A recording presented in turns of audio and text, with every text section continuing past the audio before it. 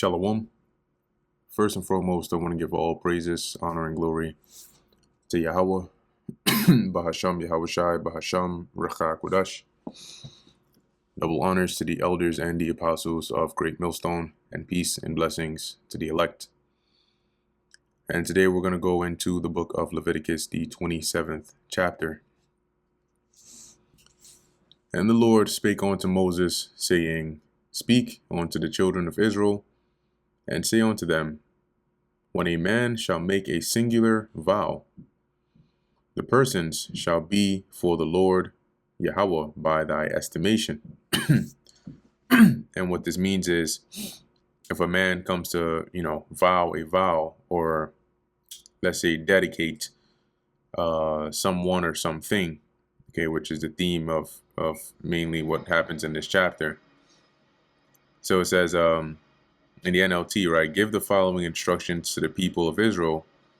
If anyone makes a special vow to dedicate someone to the Lord by paying the value of that person, then it's going to be according to the estimation, right? Like how much this would be. That would be set right here in the next few verses. The Lord lets you know what is the estimation. So it says here, and thy estimation shall be of the male from 20 years old even on to 60 years old. So if they come to vow to dedicate somebody to the Lord, say for example, if the person is within the age of 20 to 60, then it says, even thy estimation shall be 50 shekels of silver after the shekel of the sanctuary. So reading this in the NLT, it says, here is a scale of values to be used. A man between the ages of 20 and 60 is valued at 50 shekels of silver as measured by the sanctuary shekel. If it be, verse 4, and if it be a female, then thy estimation shall be 30 shekels. And if it be from 5 years old even unto 20 years old, then thy estimation shall be of the male 20 shekels, and for the female 10 shekels. So much for men and women being equal. And if it be from a month old even to 5 years old, then thy estimation shall be of the male 5 shekels of silver, and for the female thy estimation shall be 3 shekels of silver. And if it be from 60 years old and above, if it be a male, then thy estimation shall be 15 shekels, and for the female 10 shekels. But if he be poorer than thy estimation, then he shall present himself before the priest, and the priest shall value him according to his ability that vowed shall the priest value him. So basically, if that estimation is too much for him to bring to vow this, to dedicate this person according to said vow, then the priest would basically work with him, right, and see how much he could afford concerning that vow that he's trying to vow. So in the NLT, it says, if you desire to make such a vow but cannot afford to pay the required amount, take the person to the priest. He will determine the amount for you to pay based on what you can afford. And if it be a beast, whereof men bring an offering unto the Lord Yahweh, all that any man giveth of such unto the Lord shall be holy. So if you come to bring a beast to, say, offer it to the Lord, as like this is this is my dedication to you, Lord, it's going to be holy. And that means it's going to be set apart for the Lord. He shall not alter it nor change it. You can't give one animal and then say, oh, you know what, later on, I want to exchange it. I want to give you this one instead for that one. No. It says a good or for exchange it, a good for a bad, or a bad for a good. So you can't come later on after you've already given up, say, this beast on to the Lord, and then say, oh, well, I have a better one here. Let me give you that one instead. Or I have another one here. Let me swap it out. You can't do that. And if he shall at all change beast for beast, then it and the exchange thereof shall be holy. Meaning if you still insist on this, then both the new one you bring plus the one that you had already basically dedicated to the Lord is both going to be for the Lord. They're both going to be set apart as holy. So they will be for the use of the Lord, which typically would be via the hands of the priest. And if it be an unclean beast, of which they do not offer a sacrifice unto the Lord, then he shall present the beast before the priest. So if you come to dedicate or to bring a beast, that can be offered unto the Lord, an unclean one, right? So you're going to bring it before the priest, and the priest shall value it, whether it be good or bad, as thou valuest it. Who art the priest, so shall it be. So the priest is going to give an estimation of the value of this animal, whether it's a high amount or a low amount, whatever the priest sets, that's what it's going to be. But if he will at all redeem it, then he shall add a fifth part thereof unto thy estimation. So being that it is an unclean beast, if he will redeem it to basically buy it back, then he would have to pay a fifth part, which is an additional 20% on top of the estimated value of that unclean beast. So something like a donkey, right, is an unclean animal, but it's useful. And mainly this chapter is going into like when you vow or you dedicate an animal or a person or anything to the Lord, how to handle that. Okay. So it says, when a man shall sanctify his house to be holy unto the Lord, then the priest shall estimate it, whether it be good or bad. As the priest shall estimate it, so shall it stand. So the priest will basically estimate what is the value of this actual house. Whatever that amount that is set, that's what it's going to be. Similar to people, right? While we have 15 shekels, 10 shekels, but these would be estimated according to the valuation of the priest. And if he that sanctified it will redeem his house. So after you've already dedicated this to the Lord or given this to the Lord, you want to redeem it to buy it back, then he shall add the fifth part of the money of thy estimation onto it, and it shall be his. So the valuation that the priest gave for it, that's how much the person would pay, plus an additional 20% in order to redeem his house back. And if a man shall sanctify unto the Lord Yahweh some part of a field of his possession, then thy estimation shall be according to the seed thereof. An homer of barley seed shall be valued at 50 shekels of silver. So this basically goes into, you would value it based on how much it would be worth based on, let's say, like the harvest, right? How much could you get from this part of the field? And so an example here is an homer of barley seed is valued at 50 shekels. So, going based off of some starting point there, how much would that whole portion that is sanctified unto the Lord be worth? If he sanctify his field from the year of Jubilee, according to thy estimation, it shall stand. So from the year of Jubilee, which is the year of release, onto however, long it has been dedicated, that's how long it would stand. So the priest would estimate it, for example, okay, if an homer of barley seed is about 50 shekels of silver, and you can get this every year or maybe twice in a year, how many years are there until the year of Jubilee? And then you can value how much total this possession or this land would be worth. But if he sanctify his field after the Jubilee, then the priest shall reckon unto him the money according to the years that remain, similar to what I just described, even unto the year of the Jubilee, and it shall be abated from thy estimation. So let's take a look here in the NLT. It says, but if the field was dedicated after the year of Jubilee, the priest will assess the land's value in proportion to the number of years left until the next year of Jubilee. Its assessed value is reduced each year, right? Because if for 50 years, right, you could make, I don't know, let's say 100 shekels each year. If it's been already 5 years, then you're going to have to cut that down from 500 shekels to about 495, right? or no, not even 400. Yeah, maybe like 495. Forget the math, but the point is that amount is going to reduce each year, right? So because there's going to be less years where you can harvest and less years where you can get, money from the harvest. So that's why the valuation or the estimation will be reduced.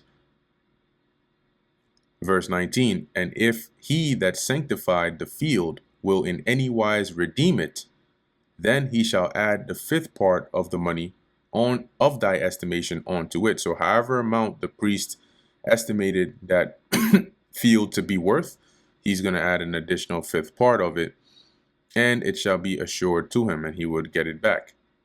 And if he will not redeem the field, or if he have sold the field to another man, it shall not be redeemed any more. So there are certain circumstances which you cannot redeem the field, right? At some point you just can't get it back, right? So it says here, if however they do not redeem the field, or if they have sold it to someone else, it can never be redeemed, right? It says, but if he does not wish to redeem the field, or if he has sold the field to another man, it shall not be redeemed anymore, because now the field that was, say, dedicated here, it's like you can dedicate a part of your field, right? But it's still quote unquote on your, maybe your house is attached to it or whatever the case is.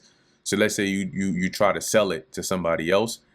If you do that, or you decide you don't want to redeem it again, then that's it. You're not going to be able to redeem it, as it says, anymore. You lose that chance to redeem it back. But the field, when it goeth out in the Jubilee, shall be holy unto the Lord, as a field devoted. The possession thereof shall be the priest. So when it says it shall not be redeemed anymore, that means even in the year of Jubilee, you're not getting this back. Okay, it's going into the possession of the priest. And if a man sanctify unto the Lord Yahweh a field which he hath bought, which is not of the fields of his possession. So, like we went into in previous chapters, right? You have somebody who actually owns a portion of land or a field.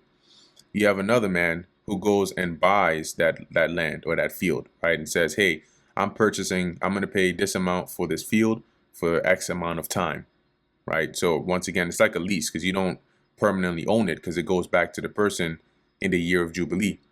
So you go and purchase that field for, say, 20, 30, 40 years.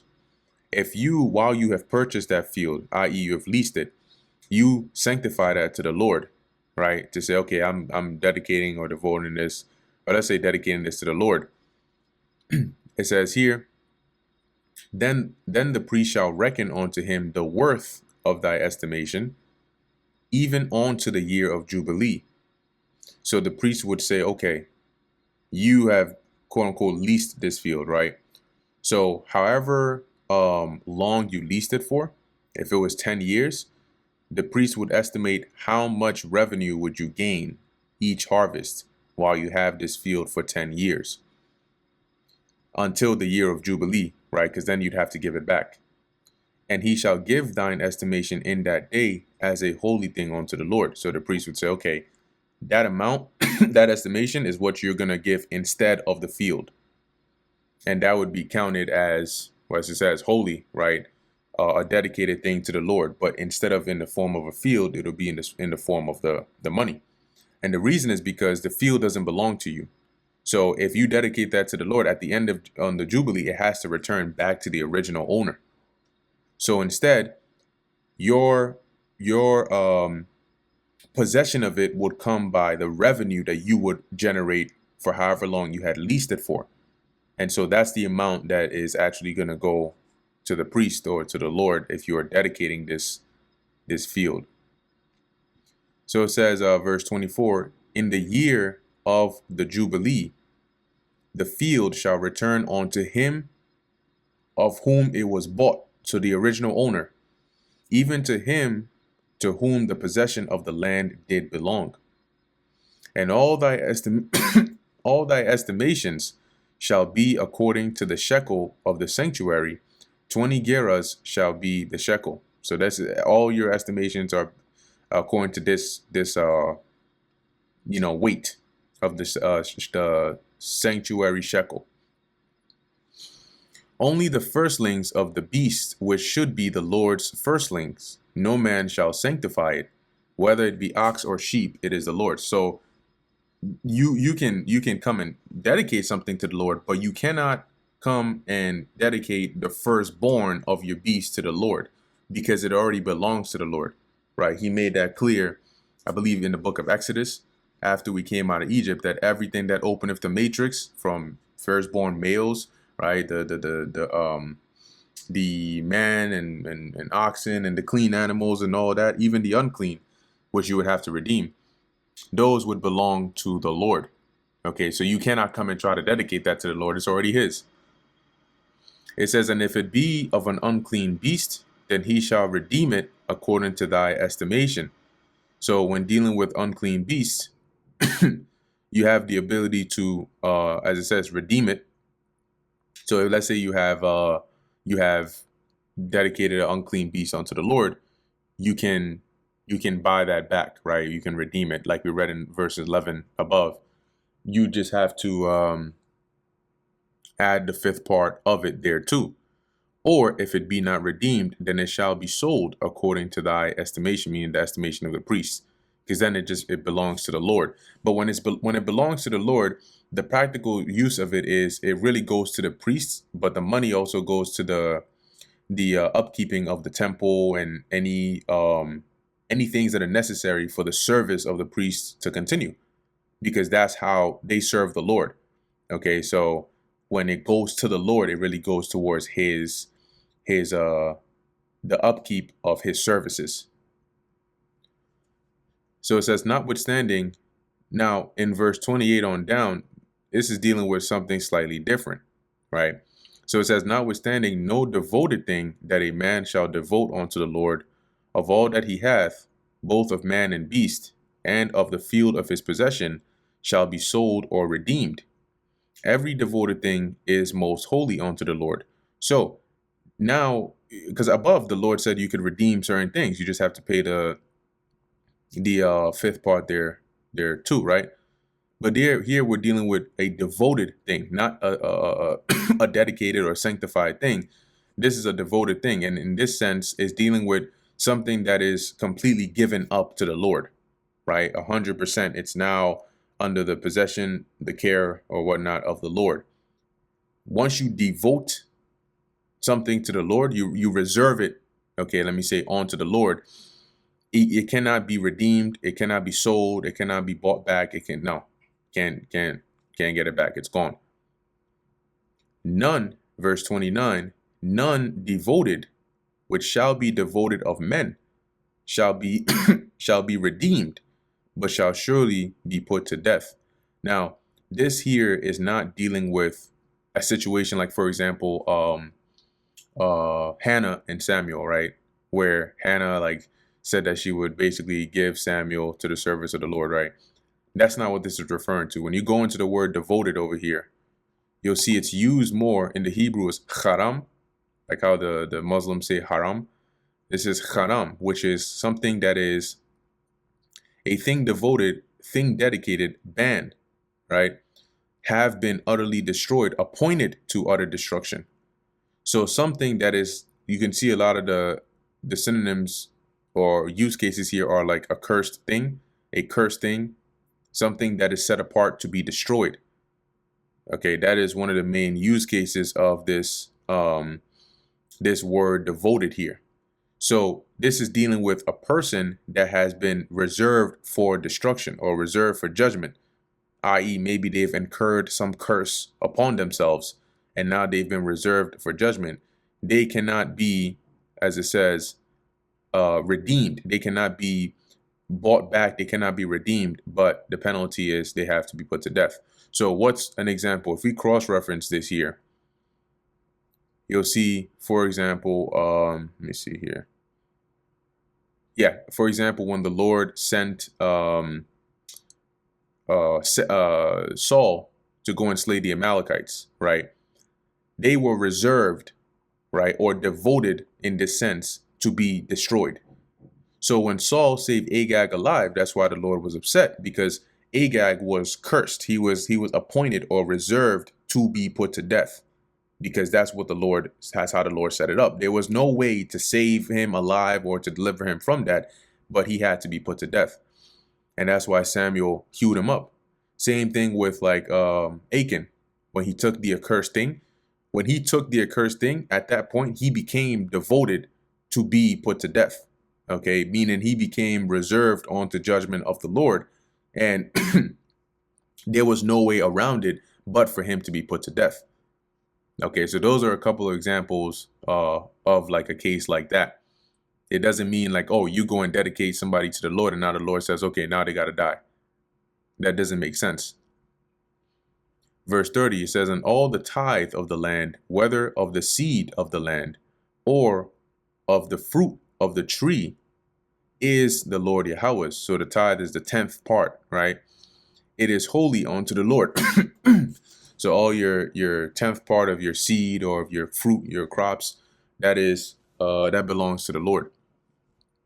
And if a man will at all redeem aught of his tithes, he shall add thereto the 5th part thereof, right? So you've given the tithes, but you want to redeem it, you want to get it back, you got to add the 20% on top of it, of the original estimation.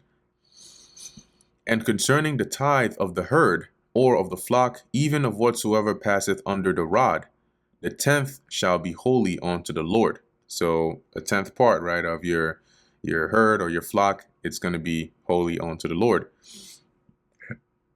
He shall not search whether it be good or bad, neither shall he change it. And if he change it at all, then both it and the change thereof shall be holy, it shall not be redeemed. Now, let's look at this in the NLT. You may not pick and choose between good and bad animals, and you may not substitute one for another. But if you do exchange one animal for another, then both the original animal and its substitute will be considered holy and cannot be bought back. So they both go into the belonging of the Lord. These are the commandments which the Lord Yahweh commanded Moses for the children of Israel in Mount Sinai. All right, concerning things dedicated, things devoted, okay, reserved, and the redemption of them and how that would work. And that brings us to the end of the book of Leviticus, the 27th chapter, and the end of the entirety of the book of Leviticus. Lord willing, this is edifying to the elect.